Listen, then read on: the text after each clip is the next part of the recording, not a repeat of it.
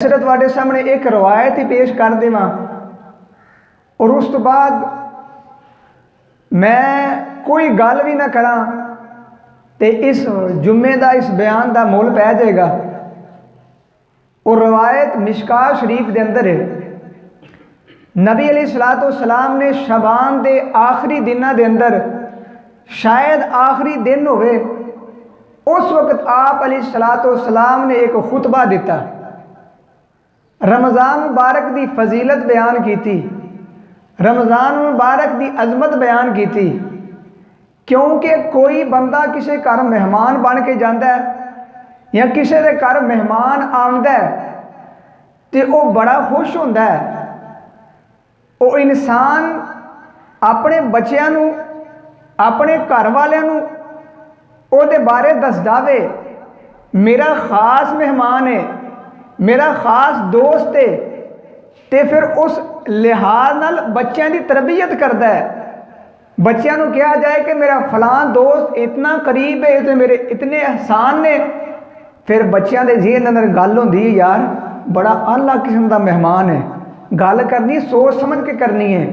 बीवी को पता लगता है कि इन्ना अच्छा मेहमान, इतना आला दोस्त मेरे घर वाले का आ रहा है, वो अच्छे तो अच्छा खाना तैयार कर दिए।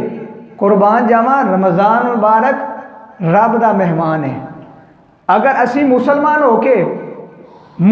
होके ओदा इस्तकबाल ना कर सके, असी ओदे आन दी खुशी के वे झंडियां ला लेनियां, लाइटां ला लेनियां, ये खुशी नहीं, ये खुशी नहीं।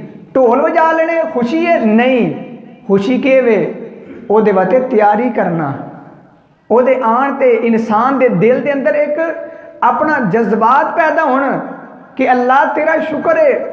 जबान तो भी है कि अल्हम्दुलिल्लाह, ऐ अल्लाह तेरा किन्ना शुक्र है, फलां बंदा पिछले रमज़ान में है सी, अल्लाह ए रमज़ान आया फलां बंदा को नहीं, ए मेरे मालिका तेरा ही मेहरबानियां ने कि मैनू रमज़ान दे अंदर मैनू अल्लाह जिंदगी अता फरमा दी है। हज़रत सुलेमान फारसी रजी अल्लाह तआला अन्हु इस हदीस दे रावी ने फरमाते ने, शबान दा आखिरी दिन ने ते मुस्तफा अलैहिस्सलाम ने खुतबा दिता।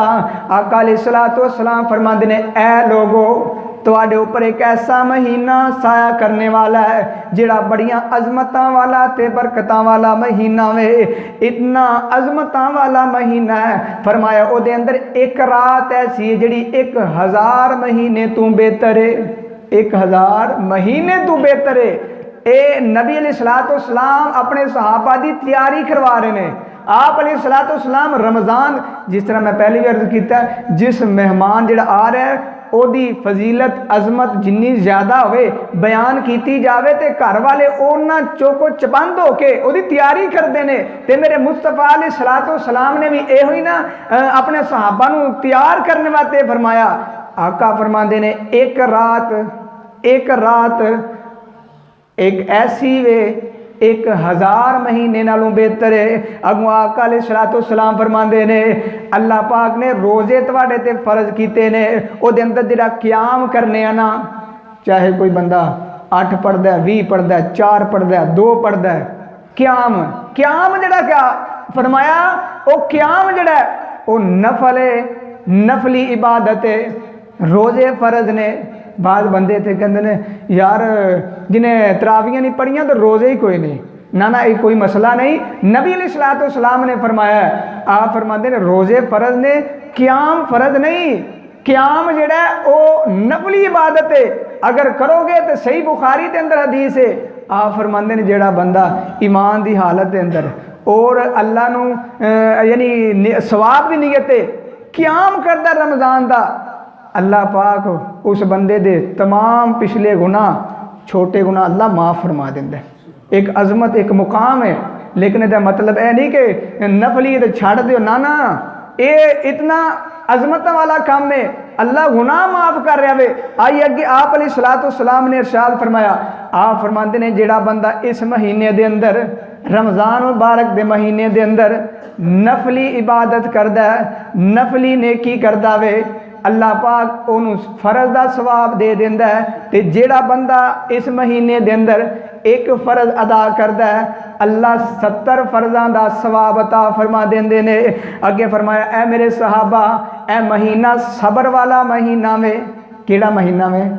सबर वाला महीना।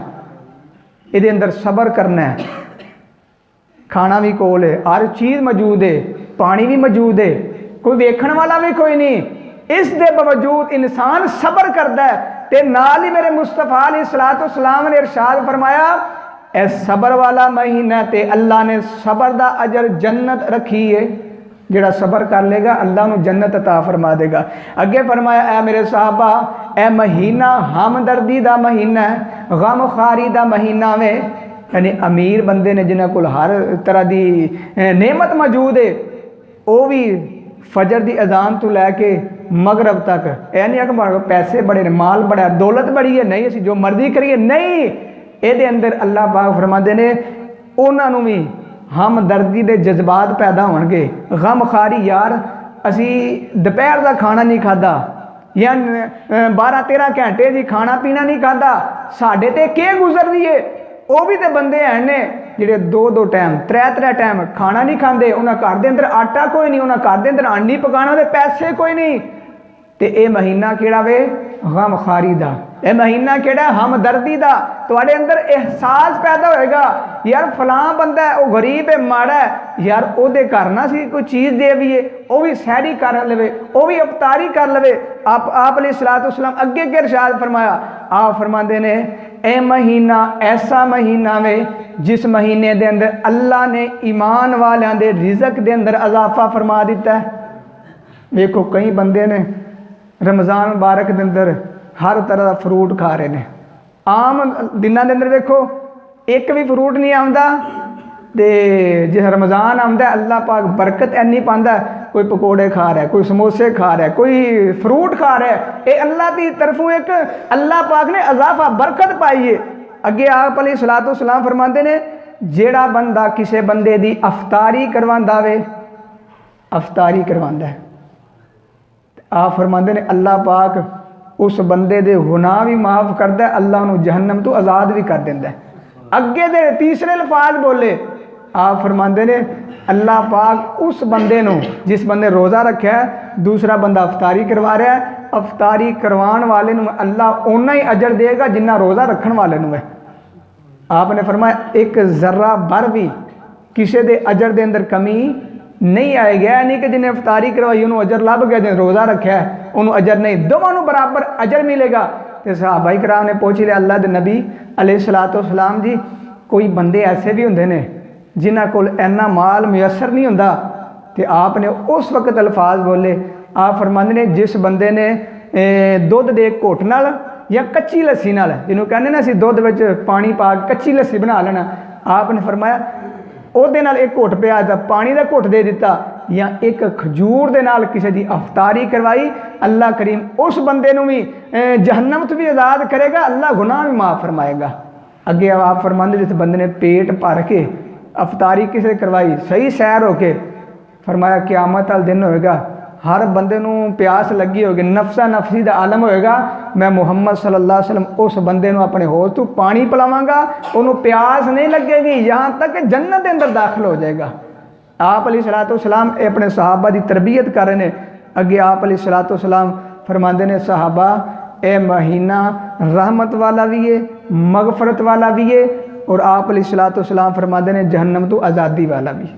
तो इस महीने दे फिर करना कि वैसी अजे महीने के अंदर जहन्नम तो आज़ादी एवें नहीं लभनी, कुछ अमाल करने पैने ने, जन्नत एवें नहीं लभ जानी, अमाल करने ने। मुस्तफा अलैहिस्सलाम ने कीते ने, फिर सहाबा किराम नूं करके दसे ने, हुक्म दिता है, और अल्लाह की रहमत भी बड़ी यानी जोश विच आउंदी है। अल्लाह भी कहता मेरे बंदे मंग मेरे को, जो तू मंगेगा मैं तैनूं अता कर देवांगा। तो अगे आप अलैहिस्सलाम फरमाते ने अपने गुलामां ते तखफीफ रखा करो।